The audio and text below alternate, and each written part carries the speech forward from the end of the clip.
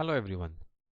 In our last video, we understood the principle of working for a variable voltage divider, and we also understood how that is quite similar to the resistive type of sensors. In this video, we will create the hardware setup for a variable voltage divider. We have seen a variable voltage divider looks like this.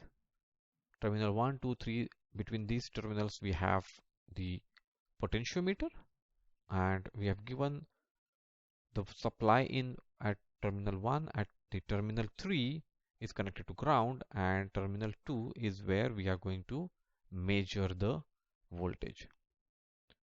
For our hardware setup, what we need is Arduino Uno.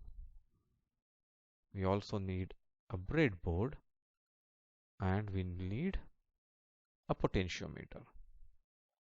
Now I can directly connect the potentiometer to Arduino Uno. I don't need a breadboard in between, but we have taken the breadboard in to understand how we use the breadboard.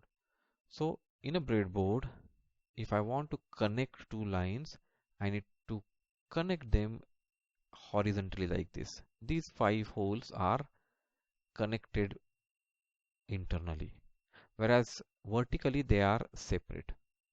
If I put one connector end here and the connector of the second one I put here in the same row, anywhere in the same row, they are as good as connected to each other.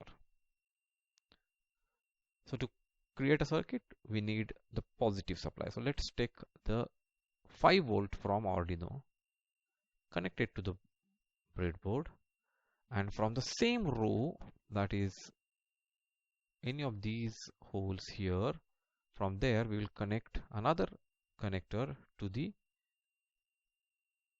one extreme end pin of the potentiometer. So now potentiometer is getting 5 volt supply. Then we will connect the ground. The ground will be another extreme end of the potentiometer connected to the ground of the Arduino. So from ground of the Arduino, we have taken one wire connected to the breadboard. From the same row where this black wire is connected, the hole in the same row, we will connect another wire to the second end of the potentiometer.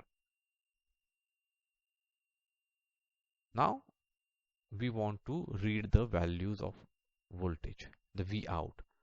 So since we want to read, and since we know that they are going to be analog values, we have to connect that to the pins from A0 to A5. I have connected to pin number A5.